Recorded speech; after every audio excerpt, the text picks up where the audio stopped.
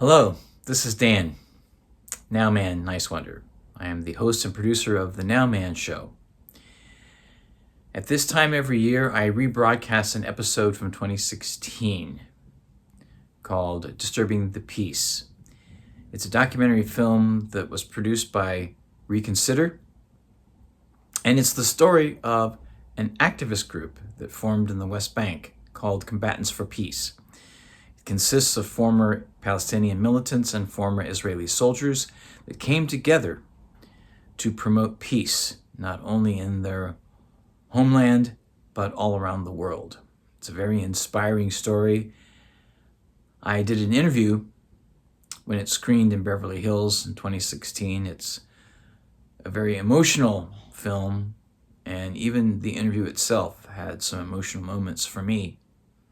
But before I stream it once again, I want to share with you a message here dated Christmas Day, December the 25th, on Instagram from the activist group Combatants for Peace. This year has been marked by profound pain and loss for so many across this land. The cycle of violence continues to devastate lives and deepen divisions. As we light the Hanukkah candles, we are reminded that light does not completely erase the darkness, but it challenges it. It symbolizes the strength to endure, the courage to stand for what is just, and the hope to create light in the darkest of times. As Combatants for Peace, we've seen what is possible when we acknowledge each other's humanity and commit to building a shared future. This land can hold something better: peace, equality, and dignity for all who call it home. This Hanukkah, may we draw strength from the light and continue the work of healing together in all corners of this land. Once again, here now, disturbing the peace, and as always, peace now.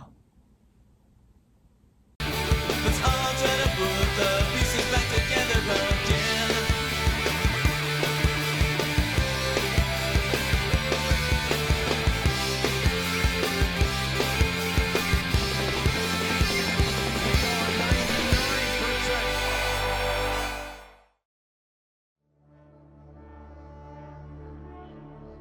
I was 4 years old when we were attacked on Yom Kippur.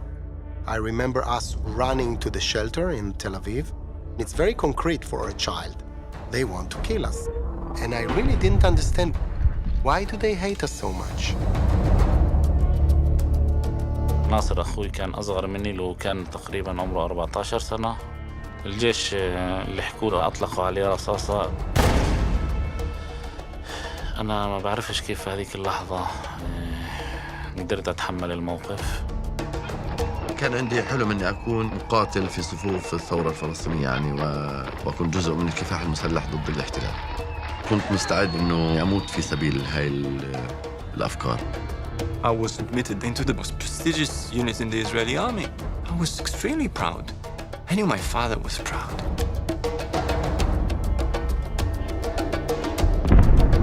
صرت أفكر كتير إيش أنا دوري في الحياة هنا. فاخترت إني أعمل عملية استشهادية. זה מקומם, זה פשוט מרגיש טרור. ככה מרגיש טרור בעיניי. מישהו התקשר ואמר שיש פלסטינים שמוכנים להיפגש איתנו. كنت كثير خايف إنه قد يكون في مصيدة يعني هون.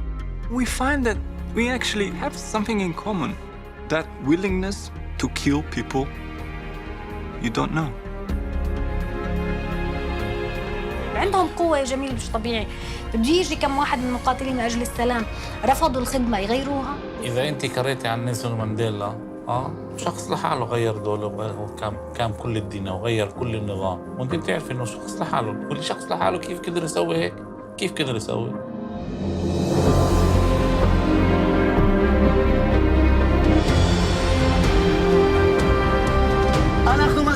כוחות הביטחון לפשוט את המדים ולהצטרף אלינו. أنا بفقدش الأمل في فكرة إن السلام إنه ما في طريق ثاني غير السلام.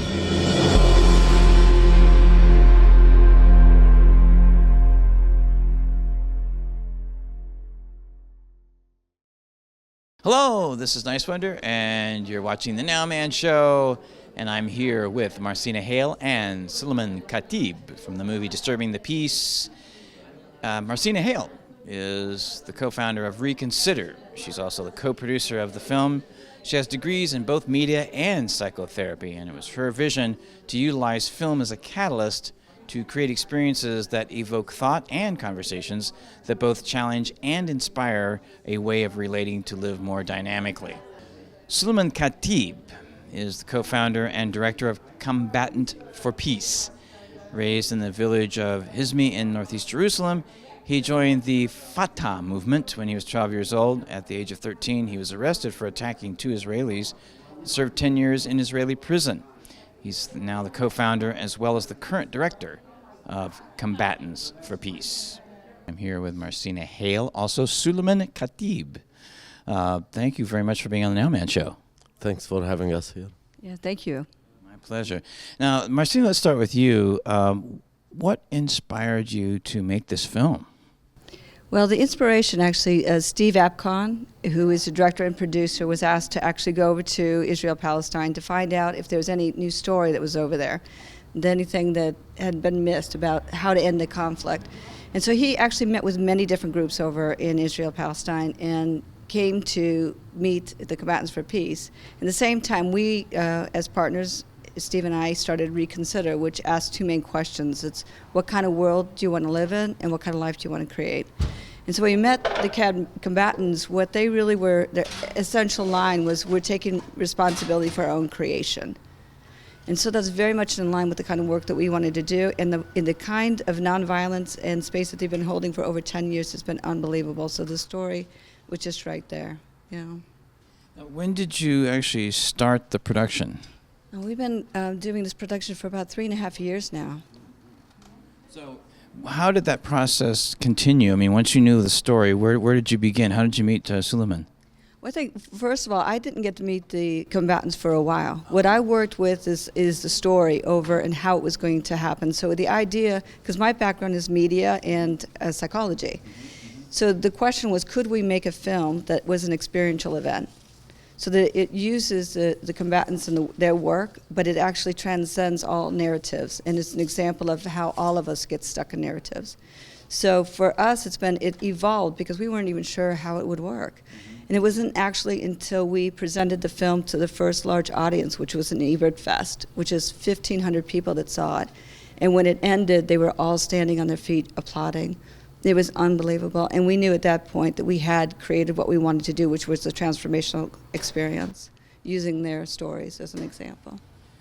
And to say, speaking personally, I just was incredibly moved, and I have to say it's one of the most profound movies I've ever seen. And so thank you so much for doing that, just coming from me.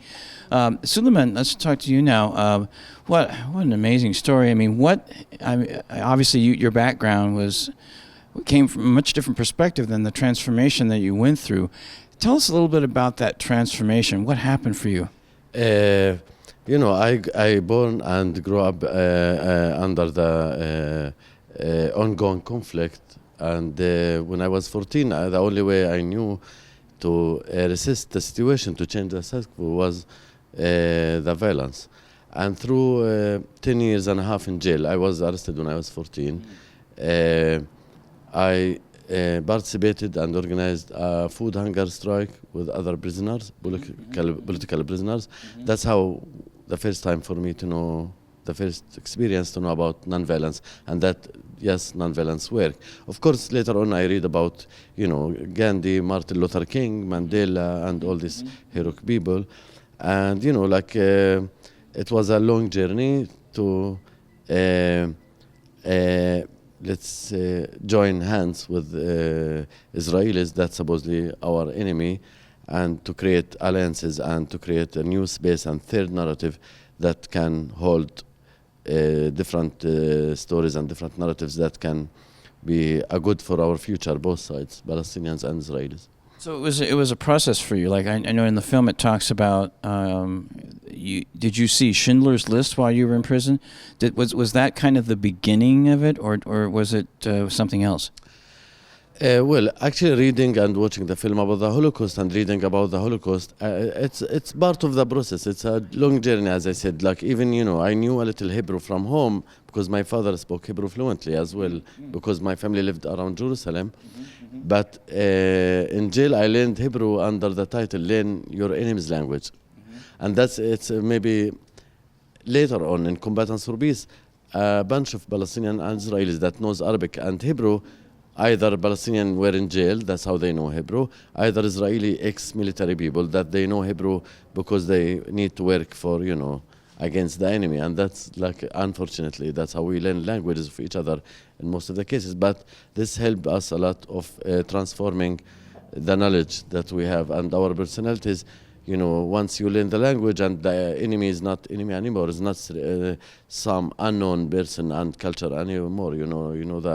You read about the narrative and the culture and the history and the connection to the place. So that enabled me to see the conflict from different sides, and it opened my mind. How did you find this group of the army guys from the Israeli army, and was that an already existing group? How did you find out about them to reach out to them? Firstly, I knew about this group from the media because I studied television media. I read Hebrew and Arabic, so I follow the Israeli media as well, or media, the Arabic media.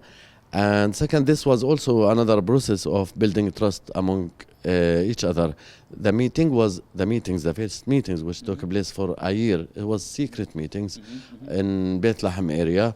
Illegal meetings. Because there were multiple meetings, and the film showed the one for the first one, or focused on the first one. The film shows the first meeting, but we had so many meetings underground, secret meetings to build the trust, because we supposedly meet the enemy of each side with mistrust, and every side thought these guys maybe are not real, So we have to be careful. We are in a conflict zone, so there is no trust there.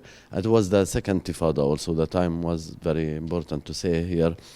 And from there, we didn't know where this was going anyway. So ultimately, in our year time, we name it Combatants For Peace after a lot of discussions. When you put Israelis and Palestinians in the room, there are a million opinions, so it was not easy also to agree on the name and the slogan and all the principles, but mainly it was big principle that both sides reach the point after fighting, after being in the army or being in jail. There is no military solution for our conflict. We both are there to stay there, and we have to find a way to manage with each other. And this way is the only way, which is a joint non-violence culture and path and struggle. And that's what we do, and that's what we inspired by even what happened in the US back in the days with Martin Luther King freedom marches, and that's what we do now every month actually. And the real solution is the human solution. Yeah, it's in a conflict zone, like not just in Palestine, Israel, everywhere. Yes. That people don't see each other as a human, first of all, and that's the way how they could dehumanizing each other and hate and kill and all that. And it was, I would say from my experience, it's very important to reconnect to our humanity. And what this revolutionary person in South America said, stay human. That's one of the principles that I really believe, including with people that you don't agree with, and you have to engage with them. And then, the enemy, our common enemy is the fear, actually, from each other. This is a big thing, because many Palestinian Israelis and other people around the world, if you take it to the other conflict, they don't believe that the other side want peace anyway. Right. That's the majority. So we came as a proof that there are people on both sides, the majority, want to live normally, like in dignity, like everywhere in the world, And you wanted to basically rebel against the mainstream narrative, which the film portrayed very well also, showing the different sides of the television media news. Yeah, of course. I have to say I'm really patient person. I think non-violence teach us a lot of patience, and also giving a space for people to transform and to take their own journey as we did our own journey. So to exit the comfortable zone where you see things black-white. We are the good guys, they are the bad ones. That's how we grow up, like every side. And that's the easiest thing to be where I am now is not easy, but it's liberating your mind and soul because it's all based on love and action, actually. That's simply where we are. And I love the theater of the oppressed, you know, the creating the puppets and the whole artistic thing and literally going out there on the streets and inviting people to come and see your performances. That's the best way to get in people's faces, to change the narrative, to get them to think, correct? And actually that's important because, you know, where we live in Middle East, young people are attracted to military, even military movies, since we are not far from Hollywood here. So that's why our group is unique, because our background can attract a lot of young people, and using the theater of the oppressed actually is a way to, because the anger is there, and we just transform this anger from, you know, negative behaviors and hate to a positive action through theater of the oppressed, through bread and puppets and all kind of techniques that we use, which is challenging, but we're so far succeeding, like step by step, to have more Palestinian, more Israeli joining us and building alliances with other groups and to be seen by the mainstream media. In July, we were in the main Israeli media, like for 11 minutes, one report in Channel 2. Great. In Palestinian TV, we spoke there as well. We brought two ex-fighters from Ireland, from both sides, to show this is our conflict. It's not the only conflict. While people are trapped and feel this is the forever and it's never possible, but that's how every people in every conflict feel. So we been noticed, and as you know, like in non-violence, they ignore you and then they try to stop you and then they join you, and that's what we believe. But it takes a long time. We need patience. That comes from Nelson Mandela, right? Exactly. Yeah, I was in jail while Mandela was in jail at the same time, so we were reading for him. Did you learn non-violence training through the Mandela idea? Is that how you discovered that? Among other, you know, theories, you know, Khin Alon, my friend and brother and co-founder of Combatants For Peace, he's the leader of the theater of the oppressed in Combatants For Peace. He learned that in Brazil, that because the theater of the oppressed founded by a Brazilian person, actually. I forget his name now, sorry. But so we learn about all the theories, and again, the Martin Luther King, the Freedom March that we do now, we take the name from the Freedom Marches that used to happen here during Martin Luther King time. Fantastic. And of course, like, non-violence exists. We were talking about this, me and Marcina, before we came here. It exists in every culture. Yes. In our culture as well, we had a principle of sumud in Arabic, we call it, steadfast. And steadfast, Sumud. That's why my sister's name Sumud, because when she born, we were in jail, me and my brothers, two of my brothers. And in Judaism, in Islam, and you know, in Christianity, where, you know, we live, where the Abrahamic three religion came, and in our political culture, non-violence exists. The problem that the mainstream media doesn't really report, you know, any positive action. You know, people, unfortunately, sometimes in the media, I don't want to blame the media, it's our problem, but they report more violence and the killing, and that's why we need to continue our struggle in a bigger scale, worldwide, to change the world, I would say, slowly. And this is not for ultimate goal. Yes. It's a struggle for justice and freedom and longing for better world that everybody wants to live. Now, going forward here now, and you can chime in on this too as well, Marcina, what do you think the greatest challenge is with this message? I'll start with you, Marcina. First of all, it takes, as he says, it's a process of transformation. You know, so the film shows transformation is happening instantly, but it's something that really we need to work at. And so the film, some people can take it as a feel-good film, and it's not a feel-good film. It's actually an activist film. So it's to inspire us to continue the process.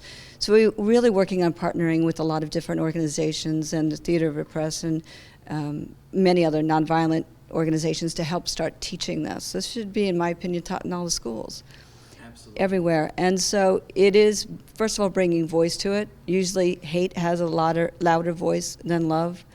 And it's, though, our responsibility for, you know, creating a new message, getting it out there, and following up with everybody that can actually join us. So So I think it's just about pulling together, really inspiring one another as we inspire each other. And now, what's your greatest challenge? I mean, you said just moments before we started this interview that you're going back to Palestine. That's your home. So what when you go back, what do you see your greatest challenge being now after all this experience? Well, there are a number of challenges, I have to say, in our road, in our way for nonviolence culture. Part of it, like people, you got used to live in certain way, and to make the change, people are afraid from change. People want to keep the status quo, especially a lot of people with interest, politicians and companies and weapon companies and regional power and world system sometimes. So I would say there is like a huge challenge in front of us to change the system. And I think the American election is a proof of that, actually. Even in America, yes. The election was really about changing the system.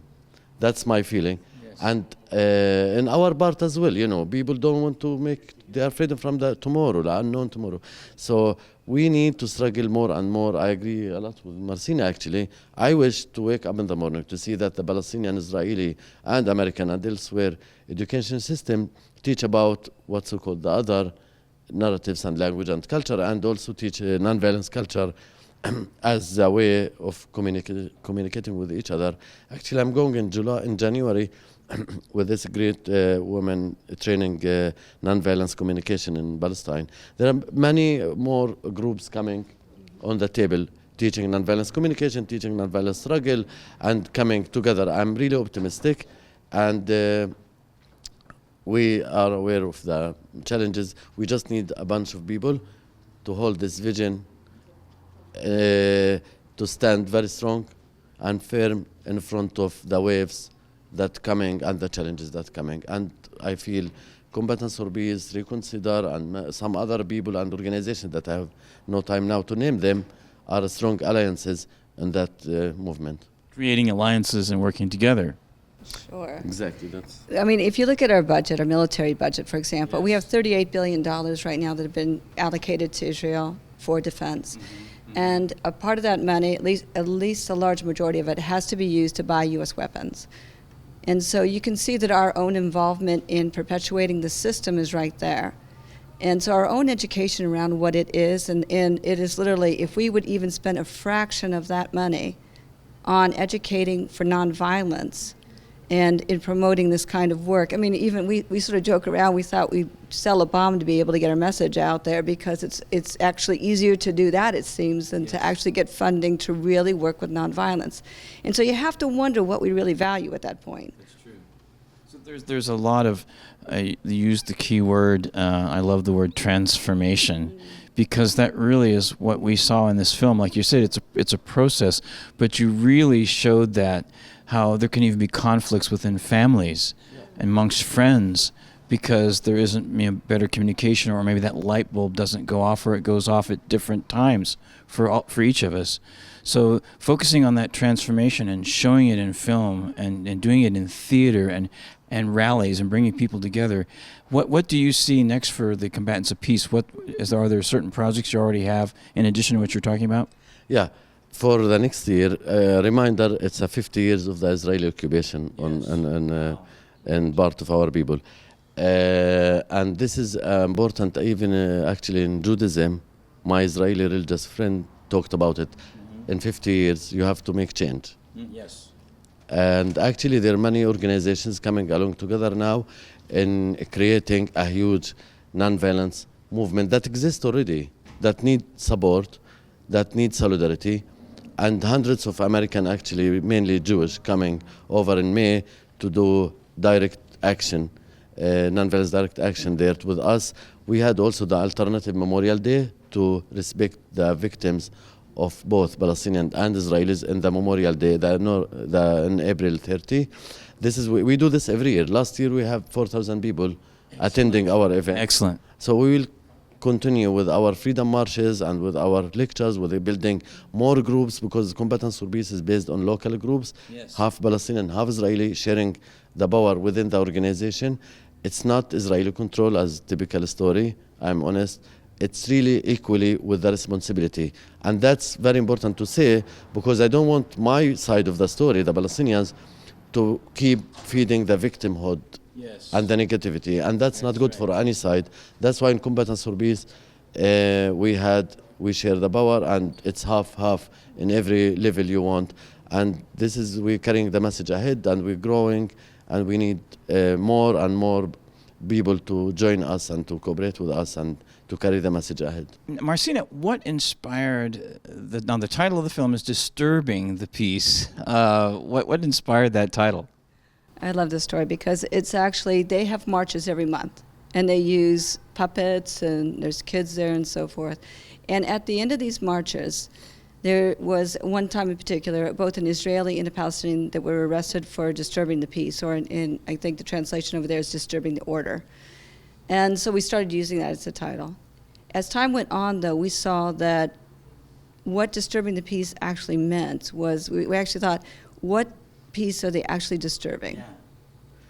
And then it was fascinating because we looked through the history and saw all the different people, like Rosa Parks, who disturbed the peace, and Martin Luther King, and we actually found different images of them with their name as they were arrested. And we realized that it's a very key component to what we need to do. Until we're ready to and willing to put our lives on the line for other people and for causes, actually it's really difficult for change to happen sometimes. So it's the level of commitment and what we need to walk through in a difficult road that we go, but it's also very rewarding work that's being done. Yeah. So that's where the title comes from, and it's where it's a place where we actually inspire and ask people to disturb their own peace. What are they willing to stand for? So one of our taglines is, what do you stand for? We say you cannot not show up. We are in this world, we're here together, and what are we doing? And what are you willing to do for disturbing the own peace, for the world you want to create? Would you like to add to that? I just want to add that we invite the people to go to our Facebook, Combatants for Peace Facebook, to join us, to like our Facebook, and we creating Friends of Combatants for Peace in America actually now. And this is the right time, talking about the election, this is the opportunity actually. That's how we read the election actually. It is opportunity for people to get together, to see each other, to have dialogue with each other, and to engage with each other, and to activate the laziness part of in our soul. Complacency, we'd like to say here. I don't know that word in English, but I feel it, yeah. Yes, yeah. Fantastic. How can people find out more about the film besides Facebook? Well, you can actually go to www.disturbingthepeacefilm.com and access both Combatants for Peace and Reconsider and all the work that we're doing. And we have a lot of different programs you can get involved with, either hosting a screening. We also have an educational program where we want to do a tour with the Combatants for Peace that's really imperative with our university. So if you are a member of the university or a college student, just go ahead and request screenings or to get a part of the tour. They also have some very important programs that they do with Combatants for Peace, like Memorial Day, which for us, Memorial Day, we really see as having a party, taking a day off work. Over there, they take it very seriously. It's a very important day over there. And that's because they live it all the time. We don't even show it with us as much. But it's getting in part of those kind of events that they're holding. And in May, we're actually joining, or they're going to, you want to talk about May? Yeah, in May, together with a bunch of other organizations, especially Nonviolence Center, Jewish Nonviolence Center, are bringing together a bunch of organizations. We are partnering with them, hundreds of activists from United States, from around the world, to do work with communities, local communities that under house demolition and all kind of challenges, and we'll end up with a weekend with a huge freedom march and joint action together, and this is in May. So there are more and more actions and activities. Last Friday, the newest group in Combatants for Peace, as a local groups, we had a women group. They leaded the Freedom March last Friday. They did have 2-day seminar and they leaded the march, and we're really proud of that when they stand together in the street, one Israeli girl, one Palestinian girl next to each other. Love it. This is like, I was here and I was like moved, like I want to be there. And this is it's a call for action. and a call for open our hearts. And, you know, there is no zero-sum game. That's what we learn.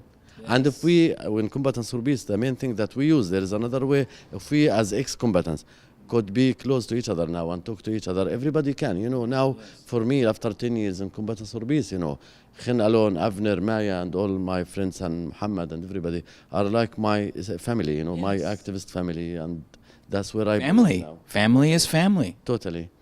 Thank you, Marcina, and thank you, Sulaiman. Thanks a lot for having us. My pleasure. Thank you so much for sharing your stories, and again, I love the film, and I think the story is just beginning. I do too. I agree.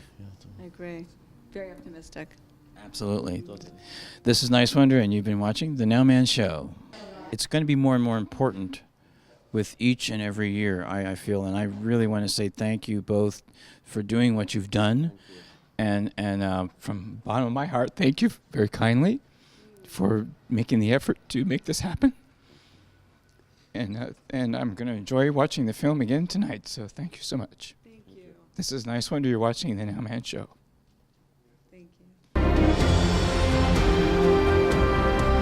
אנחנו מזמינים את כוחות הביטחון לפשוט את המדים ולהצטרף אלינו.